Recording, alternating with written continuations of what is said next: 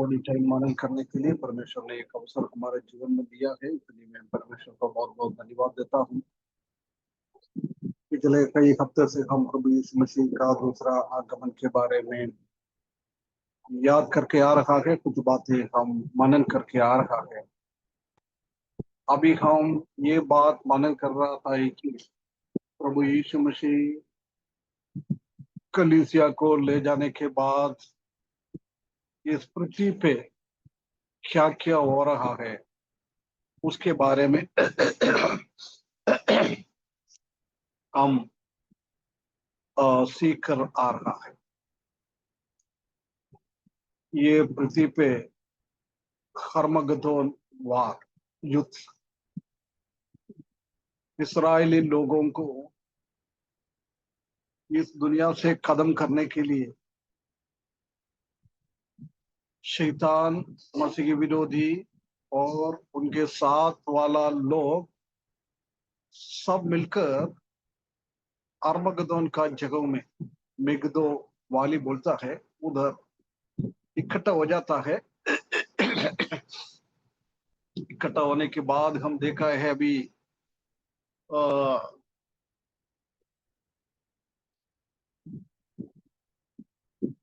हमारा China, India, ऐसी ऐसी जगह से, एशिया की जगह से करोड़ों लोगों को उधर इकट्ठा हो जाएगा इस्राएली लोगों को नाश करने के लिए। जब हम देखा था कि इस्राएली लोगों को कोई भी बचाने के लिए नहीं है, सब तरीके से चारों ओर से उसको बांध लिया है। कुछ भी वो कर नहीं पाता है। हम जानते हैं कि जब से परमेश्वर ने अब्राहम को बुलाया है, याकूब के द्वारा इस्राएली जाति को परमेश्वर ने चुन लिया है, आगे बढ़ाया है, जब से लेकर हमेशा शैतान वो इस्राएली लोगों को खत्म करने के लिए पीछे पड़ता है। बहुत सारा युद्ध हम पुराना नियम में हम देख सकता है, पुराना नियम में हम देख सकता है। फिलिस्ती लोग, अमालेकी लोग, मोवाब के लोग, अमोराइट के लोग, कई ऐसी चारों ओर का देश इस्राएली लोगों को खत्म करने के लिए बहुत कोशिश किया। उसके बाद हम देख सकता है कि 1948 में, 1948 में परमेश्वर ने इस्राएली लोगों को ऐसी एक मौका दिया है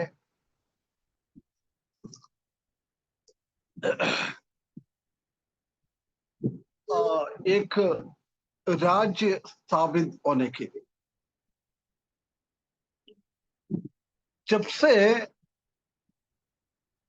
अरबी लोग इस्राएली लोगों के विरुद्ध में कई युद्ध हम देख सकता है।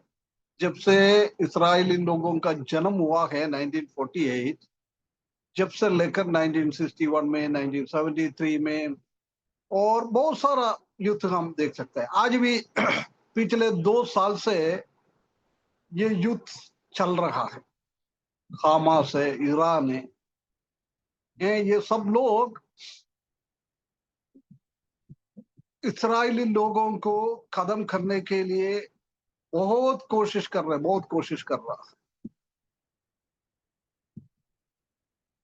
परंतु आज भी परमेश्वर इस्राएली लोगों के साथ है। 1961 में ऐसी हुआ था, पूरा चारों ओर का मुस्लिम लोग, अरेबियन लोग इकट्ठा होकर अगले दिन इस्राएली लोगों को भस्म करने के लिए, पूरा उनका देश को सत्यानाश करने के लिए प्लानिंग करके रखा हुआ था। अगला नेक्स्ट डे इनको करने का था। परंतु उधर हम देख सकता है कि इस्राएली लोगों ने किस दिन उनका फ्लाइट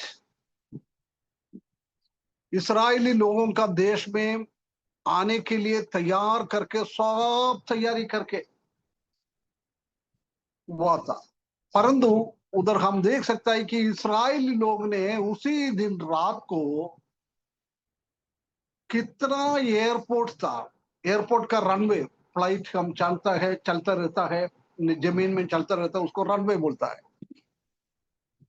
मिसाइल भेजकर हर एक रनवे को खराब कर दिया है। यदि रनवे खराब हो गया तो ये आगे नहीं बढ़ पाता है।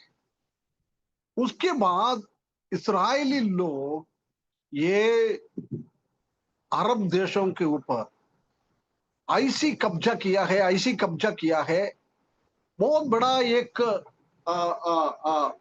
विजय परमेश्वर ने उनको दिया है। हम जानता है कि पुराना नेम में न्यायियों के टाइम और राजाओं के टाइम परमेश्वर ने कैसे इस्राएली लोगों को मदद किया है, ऐसी आज भी उसको मदद कर रहा है। आज हमने, कई लोग ने अपने वो न्यूज़ देखा होगा, इस्राएल प्रधानमंत्री नतन्याहू को अमेरिका में चल रहा है मीटिंग में जाना है। नतन्याहू को ऐसी एक वार्निंग करके रखा हुआ है, यूरोपियन कंट्रीज के अंदर वो घुस नहीं पाएगा, फ्लाइट में हो, जमीन में हो, कैसे भी घुस नहीं सकता है। यदि वो घुस गया तो उसको अरेस्ट करेगा। ये लोग सब इंतजार कर रहा था, इस्राएली देशों के बीच में से ये लोग जाएंगे क्या। परंतु 600 किलोमीटर घूमकर समुद्र के ऊपर से वो यूरोपियन कंट्री में प्रवेश ना करते हुए अमेरिका में पहुंच गए। तो पहुंचने के बाद लोगों को मालूम पड़ गया है नथनिया अमेरिका में पहुंच गया है। परमेश्वर का ताकत आज भी हम देख सकता है, क्योंकि 17वां हफ्ते की तैयारी हो रहा है।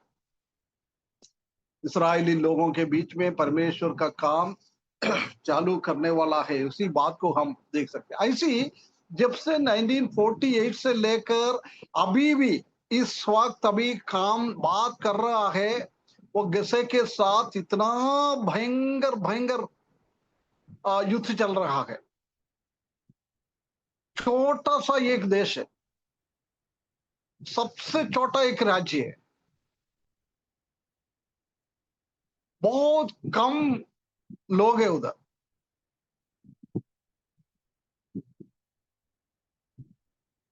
उसके बावजूद भी परमेश्वर ने वो छोटे लोगों को इतना ताकत दे रहा है, इतना ताकत दे रहा है, बहुत बड़ा बड़ा शक्ति उनके पीछे आ जाएगा तो भी वो दुनिया का शक्ति उसी को खराब नहीं कर सकता है। ऐसी चीजें उनको दिया हुआ, परमेश्वर ने ऐसी बुद्धि दिया है, एक युद्ध करने का बहुत बड़ा युक्ति और बुद्धि परमेश्वर ने इस्राएली लोगों को दिया हुआ है। ये बात को हम देख सकता है, परमेश्वर का बहुत बड़ा एक मदद इन लोगों के ऊपर है ना। ऐसी ये आखिरी टाइम में भी, महाक्लेश के टाइम में हमने 12वें अध्याय में देखा था ही कि कैसे इस्राएली लोगों के पीछे शैतान और मसीह विरोधी और उनका सेना उसको खत्म करने के लिए जा रहा था। परंतु उधर भी हम देख सकते हैं कि परमेश्वर ने उन लोगों को अद्भुत रीति से संभाला है। उसके बाद दुनिया का सब राज्यों को से लोगों को बुलाकर बहुत भयंकर भीड़, एशिया से 20 करोड़ लोग है, ऐसे अगर तो बाकी जगह से कितना होगा, करोड़ों करोड़ों लोग एक छोटा सा देश के विरुद्ध में आएगा तो क्या अवस्था होगा। उसका बेचने के लिए कोई भी रास्ता नहीं है, सब दूर से बंद कर दिया है। मसीही विरोधी इनके ऊपर इतना चैलेंज किया है, इनके ऊपर इतना इतना दंड और तकलीफ और परेशानी दे रहा है। ये अरमगदोन युद्ध का टाइम। कभी भी इस्राएली लोग ऐसी एक वातावरण में नहीं आया है। ऐसी एक स्थिति में इस्राएली लोग पुराना नियम में भी नहीं आया है। 1948 से 1948 से अभी तक ऐसी एक तनाव में ये लोग नहीं आए हैं। परंतु ये महाक्लेश के आखिरी टाइम ये बहुत बड़ा एक तनाव में आएंगे। कोई भी नहीं है उनको बचाने को। पूरा दुनिया का लोग उनका विरुद्ध में है, क्योंकि मसीही विरोधी ने सबका सबका दिमाग खराब करके इन लोगों के विरुद्ध में खड़ा कर दिया है। ऐसी एक स्थिति है हरमगदोन युद्ध। परंतु हम जानता है कि उसी टाइम हमारा प्रभु यीशु मसीह का आगमन, क्योंकि उनने चुना हुआ वंश अब्राहम को बहुत बड़ा आशीषें परमेश्वर ने दिया है। कई वायदा हैं इस्राएली लोगों के लिए। अब्राहम का संतानों को परमेश्वर ने वायदा किया था, परंतु उन लोगों के पाप के कारण ये लोग वो आशीष नहीं पाया है। वो आशीष जब ये पाएगा, प्रभु यीशु मसीह इस दुनिया में 1000 साल शासन करने के लिए आएगा, जब अब्राहम को वायदा किया हुआ चीजों का पूर्तिकरण हम देखेंगे, है ना। जब प्रभु यीशु मसीह आएगा, एक बार और हम पिछले हफ्ते में पढ़ा था ब्रदर, एक बार और पढ़ना 19 अध्याय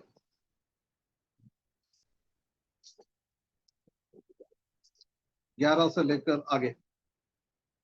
फिर मैंने स्वर्ग को खुला हुआ देखा, और देखता हूँ कि एक श्वेत घोड़ा है, और उस पर एक सवार है जो विश्वास योग्य और सत्य कहलाता है, और वह धर्म के साथ न्याय और लड़ाई करता है।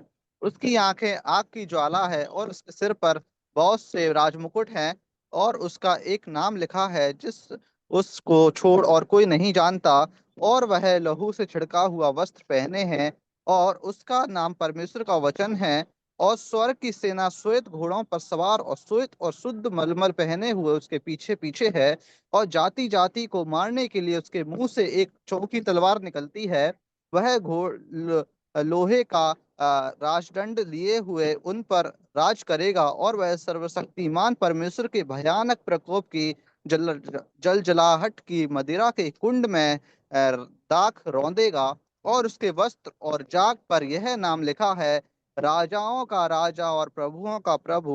फिर मैंने एक स्वर्गदूत को सूर्य पर खड़े हुए देखा, और उसने बड़े शब्द से पुकार कर आकाश के बीच में से उड़ने वाले सब पक्षियों से कहा, आओ परमेश्वर की बड़ी ब्यारी के लिए इकट्ठे हो जाओ, जिससे तुम राजाओं का मांस और सरदारों का मांस और शक्तिमान पुरुषों का मांस और घोड़ों का और उनके सवारों का मांस, और क्या स्वतंत्र क्या दास क्या छोटे क्या बड़े, सब लोगों का मांस खाओ। फिर मैंने उस पशु और पृथ्वी के राजाओं और उनकी सेनाओं को उस घोड़े के सवार और उसकी सेना से लड़ने के लिए इकट्ठा देखा। और वह पशु और उसके सब साथ वह झूठा भविष्यवक्ता पकड़ा गया, जिसने उसके सामने ऐसे चिन्ह दिखाए थे जिनके द्वारा उसने उनको भरमाया, जिन्होंने उस पशु की छाप ली थी और जो उसकी मूरत की पूजा करते थे। ये दोनों जीते जी उस आग की झील में जो गंधक से जलती है डाले गए, और शेष लोग उस घोड़े के सवार की तलवार से जो उसके मुंह से निकलती थी मार डाले गए, और सब पड़ी उनके मांस से तृप्त हो गई।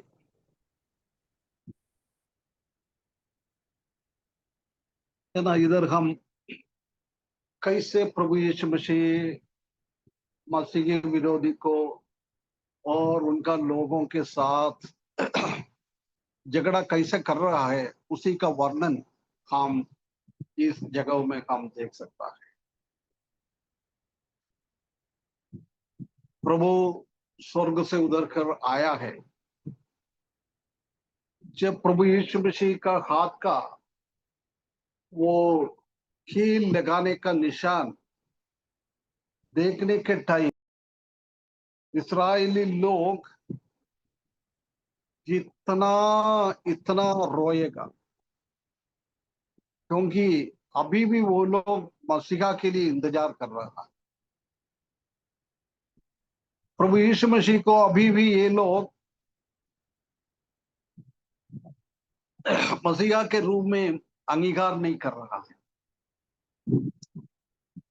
परंतु उसी दिन वो निशान देख के उसको मालूम पड़ता है 2000 साल पहले ये यीशु इस दुनिया में आया था, वही था मसीहा। वो देखकर उसने इतना रोएगा रोएगा, वो पश्चाताप हो जाएगा। सब लोग अपना गलतियों से माफी मांगेगा प्रभु से। जब प्रभु यीशु मसीह ने अपने मुंह से निकलने वाला तलवारों के साथ, दो धारी तलवार के साथ वो सबको काट डालेंगे, सबको खत्म करेंगे। शायद 16वें अध्याय में होगा, ऐसा लिखा है अरमगदोन, ये युद्ध के टाइम पूरा यरूशलेम में और आसपास के जगहों में 3-4 फीट खून पानी की जैसी दिखेगा, एक तालाब जैसी खून की तालाब बनेगा। ये घोड़े के घुटने तक की हिसाब उधर लिखा हुआ है।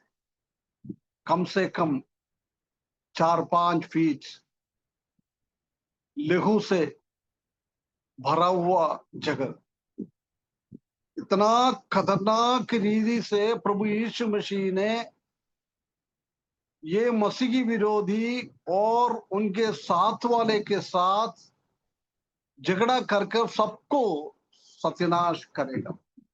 कितना लोग है ना, 20 करोड़ लोग सिर्फ हमारा चाइना इंडिया इसी जगह से गया हुआ है। करोड़ों करोड़ों लोग है शैतान के पीछे, मसीह विरोधी के पीछे, इस्राएली लोगों से युद्ध करने के लिए, इस्राएली लोगों को इस दुनिया से खत्म करने के लिए।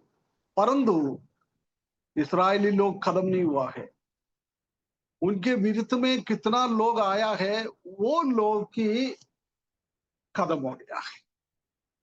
परमेश्वर का उनके चुना हुआ लोगों के प्रति कितना प्रेम हम देख सकता है। वो लोग ने प्रभु यीशु मसीह को त्यागा है, अपना मसीहा को त्यागा है। उनका खून हमारे ऊपर आए, अपने आप परमेश्वर का बहुत बड़ा क्रोध उनके ऊपर आ गया है। ऐसी लोग थे, परंतु आखिरी में हम देख सकते हैं कि उनको इतना प्रेम किया, इतना प्रेम। उत्पत्ति की किताब से पहला अध्याय से हम देख सकते हैं कि परमेश्वर का दया, परमेश्वर के विरुद्ध खड़े होने वाला लोगों के ऊपर भी हमेशा हमेशा परमेश्वर का दया हम देख सकता है। पहला पद, in the beginning God created heaven and earth. आदि में परमेश्वर आकाश और पृथ्वी का रचना किया है। बीच में एक बार मैंने इसका उद्देश्य सब आपको बता दिया था, मालूम नहीं है कोई याद है क्या। परमेश्वर ने आदि में वो पृथ्वी क्यों बनाया था, हम जानता है कि वो लूसीफर के लिए बनाया था। लूसीफर उसका बहुत बड़ा एक स्वर्गदूत थे, परमेश्वर के साथ हमेशा रहने वाला। परंतु उसी टाइम हम देख सकता है कि वो उनके अंदर कोई अहंभाव आ गया है। देख, बाकी स्वर्गदूत से भी बढ़कर मैं हमेशा प्रभु के साथ है, परमेश्वर का साथ है, मेरे से भी बड़ा कोई है नहीं, एक अहंभाव उनके जीवन में आया। जब उसने सोचा है मैं ऐसा क्यों नहीं करूं, परमेश्वर का सिंहासन के ऊपर एक सिंहासन रख के परमेश्वर को मेरा अधीनता में करूं, सिर्फ उसी का दिमाग में आया है, उसने बोला भी नहीं है, कुछ भी नहीं है, सिर्फ उनका सोच में आया। परंतु हम जानता है कि हमारा परमेश्वर हर एक सोच साफ समझने वाला है। परमेश्वर को ये सोच समझ में आया जब परमेश्वर ने लूसीफर को स्वर्ग से बाहर करने के लिए, in the beginning God created heaven and earth, ये पृथ्वी को परमेश्वर ने, वो भी खूबसूरत पृथ्वी था, आदम और हवा के लिए बनाया है ऐसा नहीं, उससे भी बहुत खूबसूरत एक पृथ्वी था, पूरा एसी जैसी था, 22-24 डिग्री का टेम्परेचर हमेशा हमेशा। आजकल हमारा टेम्परेचर 50-60 तक पहुंचा है, गर्मी इतना है, परंतु लूसीफर के लिए बनाया था, उसी के अंदर पानी था। आज पृथ्वी के अंदर आग है, उसी के द्वारा हमको इतना गर्मी हो रहा है।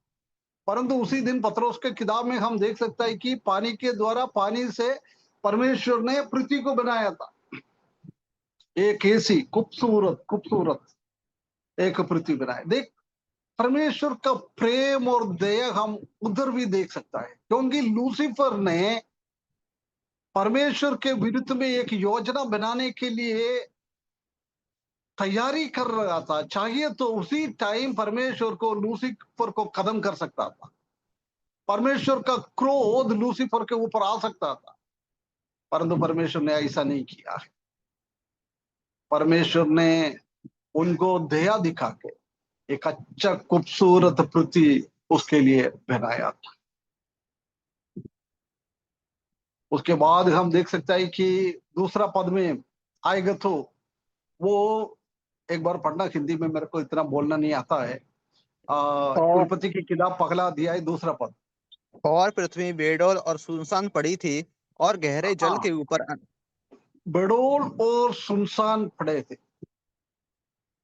इतना खूबसूरत बनाया है वो पृथ्वी, अभी हालत खराब है।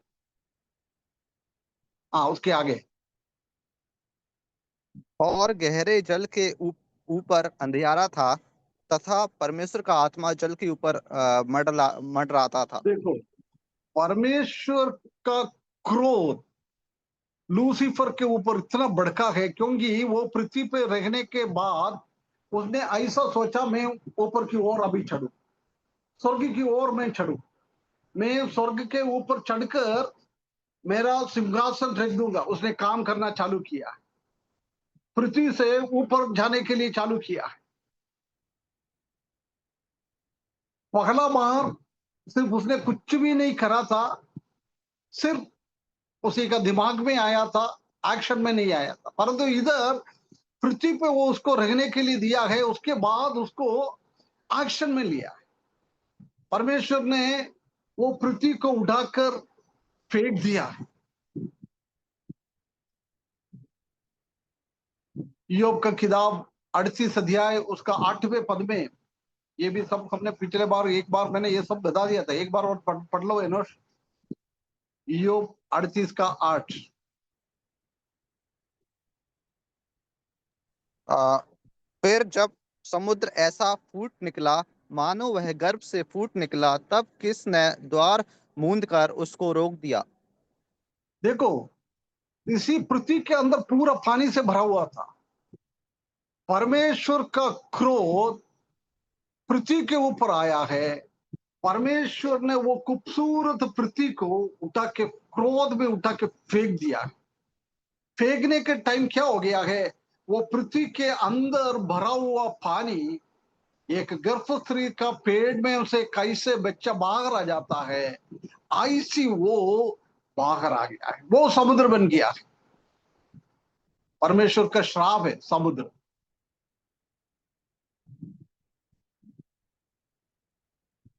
परंतु उसके बावजूद भी परमेश्वर का कृपा और परमेश्वर का दया हम देख सकता है। वो पृथ्वी को और परमेश्वर ने कुछ काम करने के लिए लेना है, इसलिए उसी के ऊपर पवित्र आत्मा क्या लिखा है एक बार और पढ़ना ब्रदर। आ, फिर जब समुद्र ऐसा फूट निकला मानो वह नहीं गर्भ नहीं से नहीं नहीं नहीं, नहीं उत्पत्ति 1 का 2।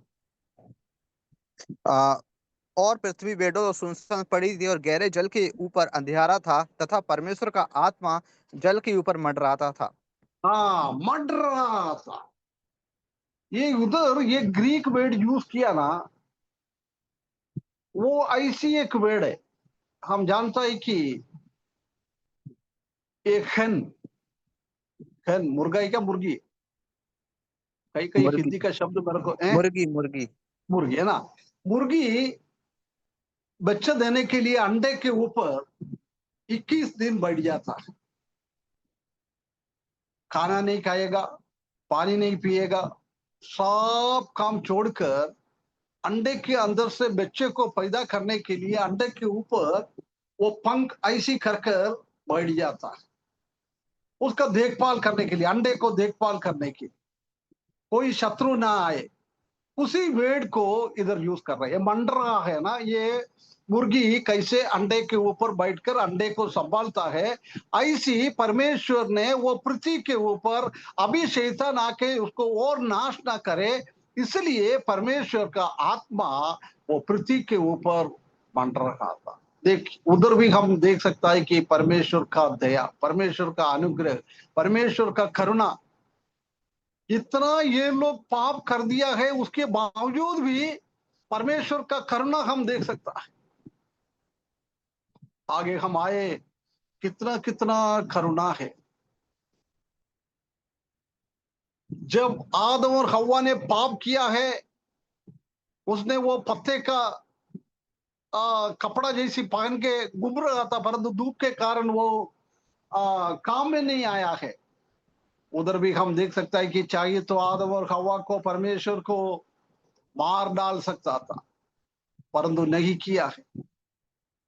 उसको एक कपड़ा पहनाने के लिए एक जानवर को मार डालकर उसी का चमड़ी उसको कपड़ा के लिए बना के दिया है। परमेश्वर का करुणा।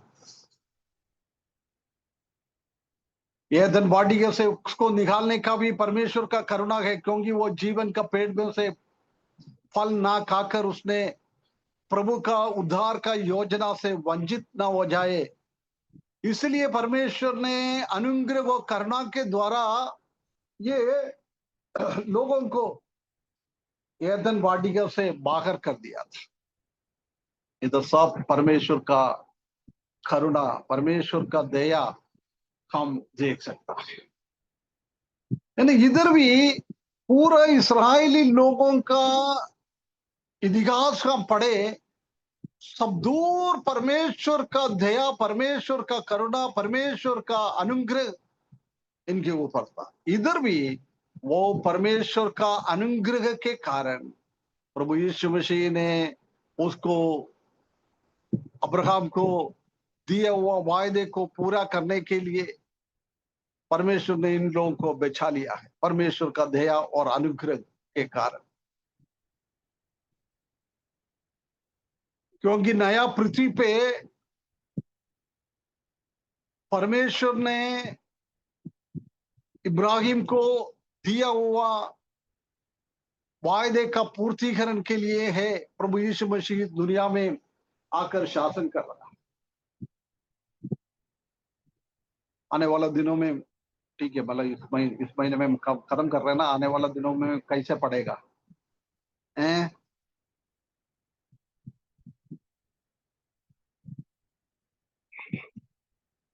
ये ना परमेश्वर का दया इस्राएली लोगों के ऊपर से, इस्राएली लोगों को परमेश्वर ने बचा लिया।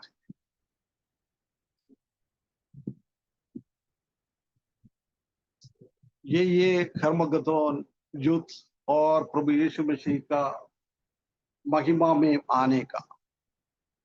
महिमा में आने का सबसे महत्वपूर्ण कारण था इस्राएली लोगों को शत्रुओं से हमेशा के लिए बचाने के लिए। वो परमेश्वर ने कर दिया है। उसके बाद हमने 19 पद में क्या पढ़ा था आखिरी में? और उसकी सेना से लड़ने के लिए इकट्ठा देखा।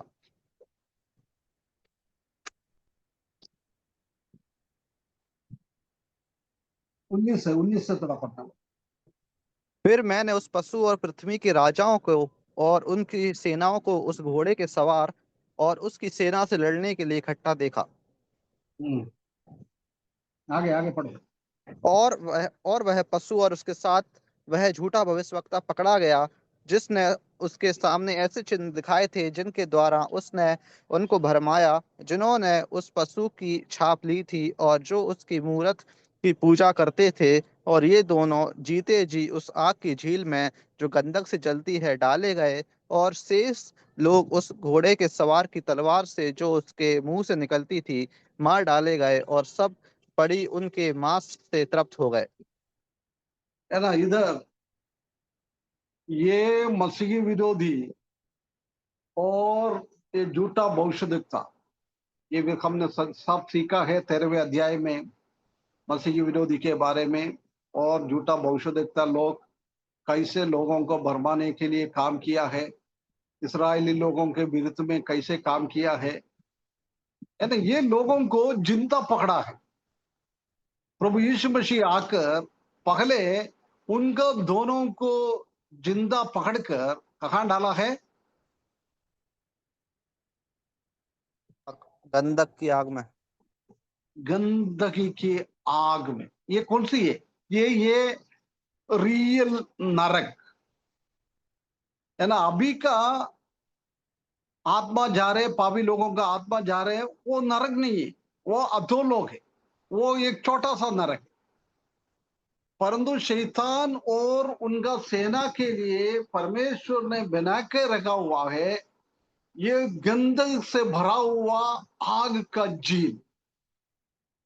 सबसे पहले परमेश्वर ने, प्रभु यीशु मसीह ने आकर ये मसीही विरोधी को और झूठा भविष्यद्वक्ता को जिंदा पकड़कर आग का झील के अंदर डाले। क्या स्थिति होगा? ये कोई आत्मा नहीं है, दुष्टात्मा नहीं है, ऐसा कुछ नहीं है, ये मनुष्य है। हमारे जैसी मांस है, हमारे जैसे लेहू है, सब कुछ है। ऐसी एक दो व्यक्ति है, ये दोनों को बाकी सब मरा हुआ लोग उसी का शरीर का जीवित पाने के बाद ये नरक के अंदर जाता है। परंतु इधर हम देख सकता है कि ये दोनों को जिंदा पकड़ के डालेगा। कितना कई सालों से परमेश्वर का योजना के विरुद्ध में काम करने वाला शैतान का एजेंट, उनका ट्रिनिटी में दूसरा और तीसरा व्यक्ति, वो दोनों को ये नरक के अंदर डाल रहा है। क्या स्थिति होगा उसका? क्या स्थिति होगा? बहुत भयंकर। शैतान ही जानता है, शैतान अच्छी तरफ से जानता है आखिरी में इनका स्थिति ऐसी होना है। इसलिए वो आजकल बहुत मेहनत कर रहा है परमेश्वर का योजनाओं को कैसे भी खत्म करे, परमेश्वर के चुना हुआ लोगों को कैसे भी खत्म करे। आज वो यही हम पूरा दुनिया में हम देख सकता है कि मसीही लोग किसी का भी कुछ बिगाड़ता नहीं है, प्रेम करने वाला है, लोगों को मदद करने वाला है, लोगों को सिखाने वाला है, लोगों को दवाई देने वाला, डॉक्टर का हॉस्पिटल का काम करने वाला है, सब कुछ देता है। उसके बावजूद भी आज हम जानता है कि मसीही लोगों के विरुद्ध में पूरा दुनिया में आजकल बहुत क्लेश दे रहा है, क्योंकि शैतान ये चाहता है कि ये परमेश्वर का आखिरी योजना है, कलीसिया के द्वारा परमेश्वर का काम करने के लिए, इसलिए वो कलीसिया को खत्म कर दिया तो सब कुछ खत्म हो जाएगा, वो सोचकर ये काम कर रहा है। परंतु हम जानता है कि कितना वो मसीही लोगों के लिए खत्म करने के लिए योजना बनाता है, उतना मसीही लोग बढ़ते जाता है। पगला शताब्दी में भी हम वो कलीसिया का मैसेज संदेश हम अभी सीख रहा है, उधर भी हम देख सकता है कि कितना क्लेश परेशानी शैतान ने पगला शताब्दी में इसराइली कलीसिया के ऊपर डाला है। कलीसिया उतने बढ़ते गए। आज भी हम जानता है कि कलीसिया के ऊपर इतना तनाव डालता है, इतना प्रेशर डालता है, उसके बावजूद भी कलीसिया बढ़ते जा रहा है। कई गांव गांव प्रभु में आता है। आज मैंने यूट्यूब में एक वीडियो देख रहा था, झारखंड से पूरा गांव का लोग, उसको ज्यादा प्रभु यीशु मसीह के बारे में कुछ इतना जानकारी नहीं है। उसके बाद भी वो पूरा वो न्यूज चैनल वाला आके पूछा है आप लोग कहाँ जा रहे हैं, वो बोल रहा है हम परमेश्वर को, सनातन परमेश्वर को स्तुति करने के लिए जा रहा है, परमेश्वर को हम आराधना करने के लिए जा रहा है। ज्यादा कुछ भी नहीं मालूम है, उसके बावजूद भी वो लोग पूरा गांव की गांव प्रभु के लिए निकल रहा। प्रभु का काम बड़ा है। कितना कलीसिया को खत्म करने के लिए सोचता है, उतना कलीसिया बढ़ता है। ये क्योंकि ये मनुष्य का काम नहीं है, ये परमेश्वर का काम है। इसी के पीछे परमेश्वर है। अभी भी लोग समझ में नहीं आ रहा है लोगों को। ये खत्म करने के लिए सोच रहा है। कितना इसको खत्म करने के लिए सोचता है, उतना कलीसिया बढ़ते जा रहा है। हमारा कुछ बहन लोग हैं झारखंड का जुड़ा हुआ है, उनको ज्यादा आइडिया होगा इसके बारे में। मैंने सिर्फ यूट्यूब में आज देख रहा था, कई जगह से कौन सी जगहों में तनाव बढ़ते जा रहा है, उसी जगह से हजारों लोग प्रभु को अंगीकार करते हुए प्रभु के पीछे चल रहा है। छत्तीसगढ़ में भी, यूपी में भी, झारखंड में भी, पंजाब में बीच में हमने देखा था कि पंजाब में ऐसी ही लोग प्रभु के पीछे आ रहा है, ऐसी प्रभु के पीछे में पूरा झुंड झुंड प्रभु के पीछे आ रहा है। प्रभु को धन्यवाद हो। प्रभु का इतना बड़ा काम आज अभी भी चल रहा है, अभी भी चल रहा है। परमेश्वर का योजना कभी भी खत्म नहीं होता है। लोग खत्म करने के लिए सोचता है, शत्रु खत्म करने के लिए सोचता है, शैतान ने इस्राएली लोगों को खत्म करने के लिए सोच रहा है। हम जानते हैं कि इस्राएल और शैतान ने कलीसिया को खत्म करने के लिए सोचा है, परंतु उनके आंखों के सामने से परमेश्वर ने पूरा कलीसिया को उठा कर स्वर्ग में लेके गया है। उसी को इतना पराजित हो गया है, अभी बचा हुआ इस्राएल। इसलिए वो महाक्लेश के टाइम में इस्राएली लोगों को खत्म करने के लिए वो कोशिश करेंगे, परंतु इस्राएली लोग कभी खत्म नहीं होता है। इस्राएली लोग इनके ऊपर विजय प्राप्त करता है। देख, पिछले 7 साल, साढ़े आखिरी वाला 3.5 साल में ये इस्राएली लोगों को इतना तंग किया था, वही लोगों को प्रभु यीशु मसीह ने आखिर उसी को, दोनों को पकड़कर हमेशा के लिए आग के गहन नरक के अंदर डाला है। परमेश्वर का काम कितना बड़ा है। देख, उसको नरक के अंदर डाला है। उनका घमंड पूरा खत्म हो गया है। प्रिय भाइयों बहनों, हमारा भी घमंड, हम होने के लिए हम क्या है? हम कुछ भी नहीं है, हम कुछ भी नहीं। परंतु कई लोगों में अभी भी हम देख सकता है कि इतना घमंड से भरा हुआ है विश्वासी लोग, इतना घमंड, सब कुछ मैं ही हूं, सब कुछ मैं करता हूं। कलीसिया में भी बोलता है कलीसिया मेरा है, मैं करता हूं सब कुछ, मैं क्या बोल रहा है वही लोग आप लोग सुनना है, ऐसी कब्जा करके बैठा हुआ है। परंतु एक बात हमको याद करना है, परमेश्वर का क्रोध विश्वासी लोगों के ऊपर भी भड़केगा। इसलिए हम एक दूसरे के साथ प्रेम में, दया में एक साथ जुड़कर हमको प्रभु का कामों में आगे बढ़ना है। प्रभु किसी को भी नहीं छोड़ता है।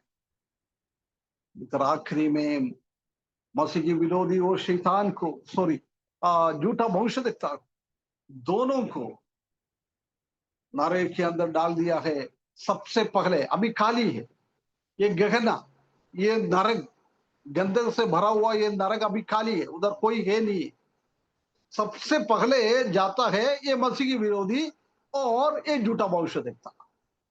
उन दोनों को डालने के बाद उनके पीछे चलने वाला पूरा सेनाओं को परमेश्वर अपना मुंह से निकलने वाला तलवार के साथ मार डाल दे। वही हम थोड़ी देर पहले हम वही देख रहा था। उसको सबको मारकर उनको आत्मा पाताल के अंदर जाएंगे और परमेश्वर का बहुत बड़ा क्रोध उनके ऊपर आएगा। ये आखिरी टाइम में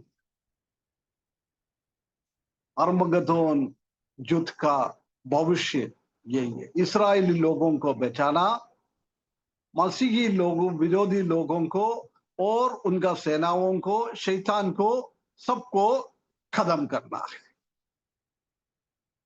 प्रभु यीशु मसीह इस दुनिया में शासन करने के लिए आ रहा है, उसी का तैयारी है। हर एक परमेश्वर के विरुद्ध में कौन कौन खड़ा होता है, उसी को सबको खत्म करने के बाद प्रभु यीशु मसीह दाऊद के सिंहासन में बैठकर शासन करेंगे। थोड़ा सा और टाइम है, हम 20 अध्याय का 1 से लेकर 3 पद तक पढ़े। फिर मैंने एक स्वर्गदूत को स्वर्ग से उतरते हुए देखा, जिसके हाथ में अथः कुंड की कुंजी और एक बड़ी जंजीर थी। और उसने उस अजगर अर्थात पुराने सांप को, जो इबलीस और शैतान है, पकड़कर 1000 वर्ष के लिए बांध दिया और उसे अथाह कुंड में डालकर बंद कर दिया और उस पर मोहर कर दी कि वह 1000 वर्ष के पूरे होने तक जाति जाति के लोगों को फिर न भरमाए। इसके बाद अवश्य है कि थोड़ी देर के लिए फिर खोला जाए। है ना, मेन शैतान, अजगर, शैतान का ट्रिनिटी का दूसरा व्यक्ति और तीसरा व्यक्ति को गगने के अंदर डाला है। स्वर्ग से एक स्वर्गदूत को भेजकर, चाहे तो प्रभु यीशु मसीह को ही कर सकता था, कैसे ये मसीह की विरोधी को और झूठा भविष्यद्वक्ता को पकड़कर गहने के अंदर, नरक के अंदर डाला है।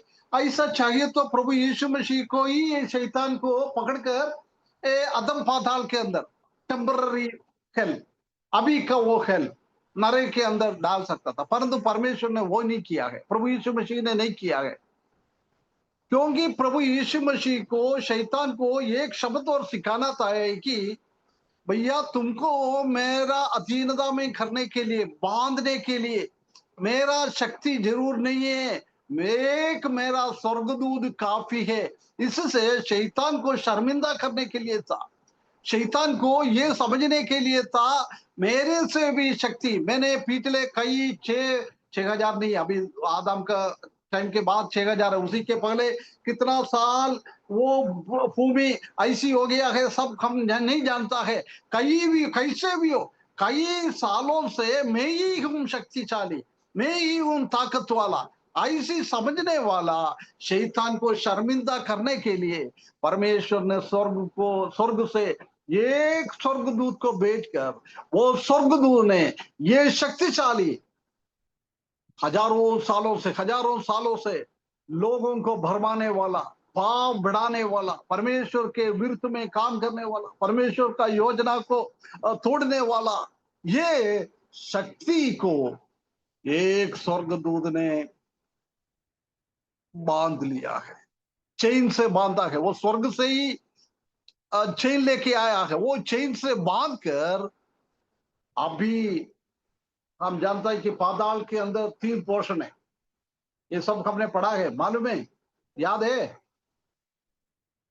क्यों पूछ के मेरा दिमाग खराब करना है ना, मैं भी जवाब देता हूं, है ना। उसी के सबसे पहले पोर्शन में पावी लोगों का मरा हुआ का आत्मा, उसी के ऊपर के पोर्शन अंधकार का जगह है।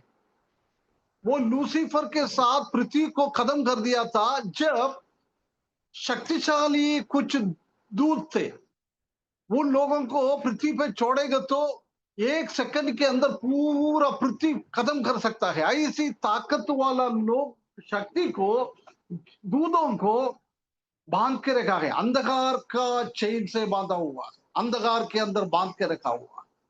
उसी जगह में ये जाएगा। उनका बहुत बड़ा दुष्टात्मा सेना सब पड़ा हुआ है, उसी के साथ ये भी जाके अंधकार का चेन के अंदर बांध के रखेगा 1000 साल के लिए। 1 दिन के लिए नहीं है, 2 दिन के लिए नहीं है, 1000 साल के लिए, 1000 साल के लिए उसको बांध के रखेगा। कोई भी काम नहीं कर सकता है, वो शक्तिहीन हो गया है। ये एक स्वर्गदूत काफी है। वो स्वर्गदूत आके उसको पकड़ने के टाइम वो इतना शर्मिंदा हो गया होगा, इतना शर्मिंदा हो गया होगा।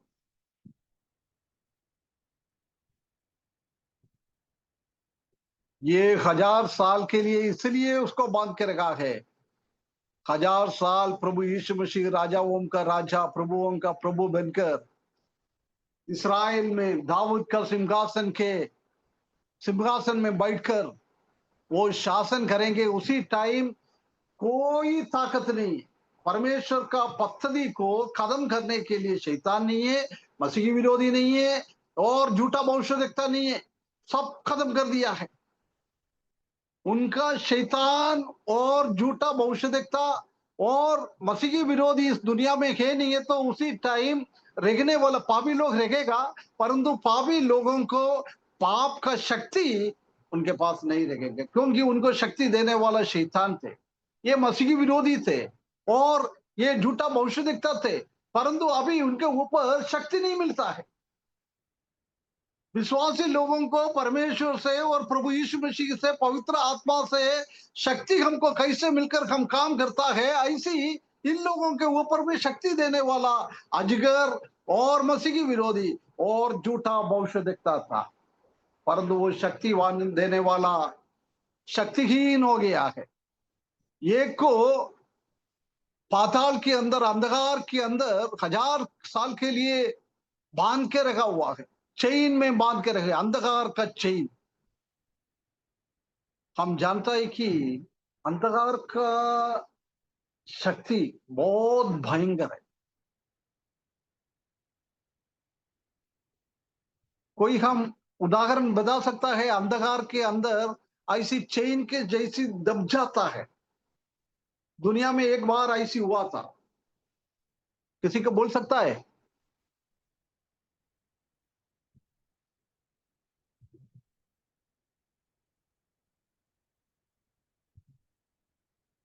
जब प्रभु प्रभु इसमें से स्वर्ग हाँ क्रूस पर लटकाए गए थे, जब हैं? जब प्रभु यीशु मसीह क्रूस पर लटकाए गए थे तब अंधेरा हुआ था। हाँ, वो अंधेरे हो गया था, परंतु अंधेरे के टाइम वो प्रभु यीशु मसीह के उसी जगह में काम करने वाले का तो कोई प्रॉब्लम नहीं था, ऐसा नहीं। मैंने वही नहीं पूछ रहा है, अंधकार के अंदर दबा के रखा है लोगों को, उसका हाथ नहीं हिल सकता है, वो कुछ भी नहीं कर सकता है। ऐसी दुनिया में एक बार हुआ था, ये पृथ्वी पे एक बार हुआ था।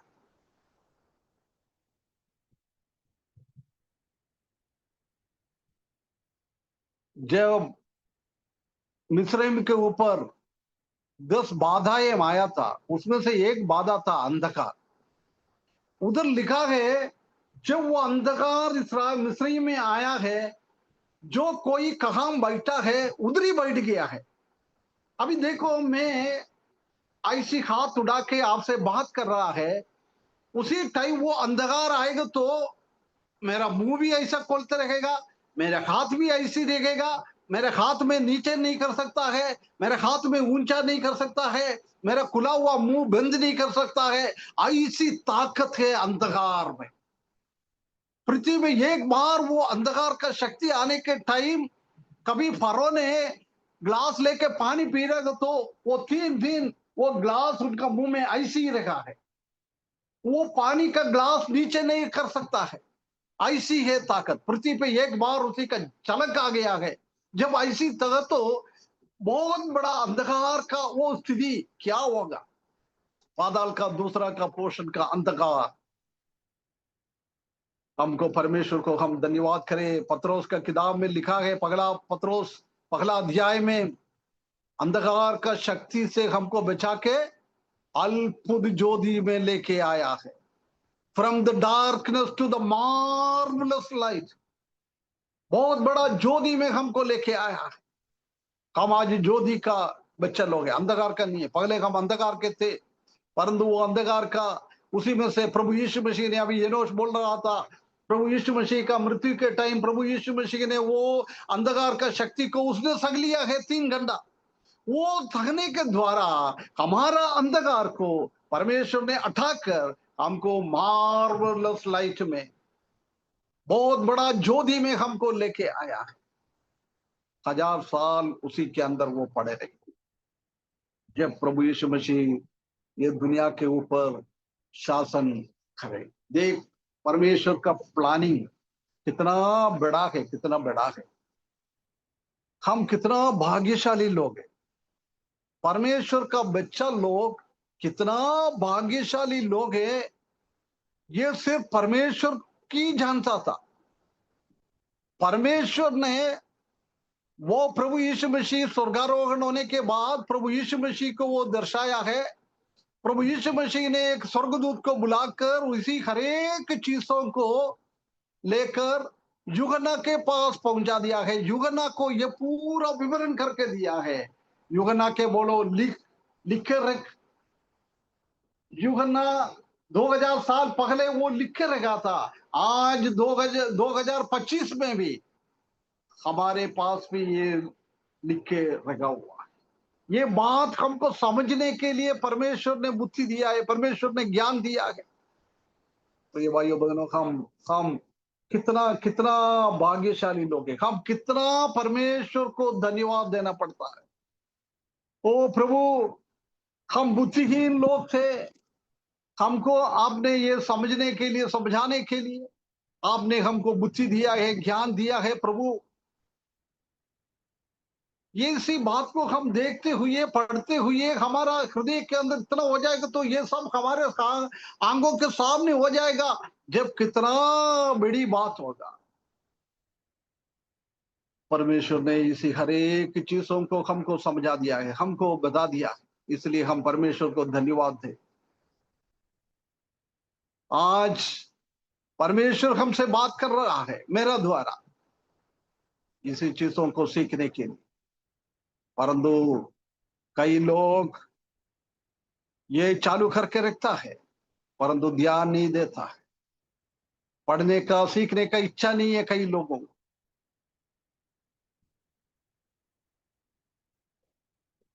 प्रभु हमको मदद करे। प्रभु का आने वाला दिनों में होने वाला चीजों को, भविष्यवाणी को परमेश्वर ने हमारे जैसे निर्बुद्धिमान लोग, हमारे जैसी निर्बल लोगों को परमेश्वर ने हमारा बुद्धि में ये चीजों को डाल दिया है। परमेश्वर हमको सहायता करे, मदद करे।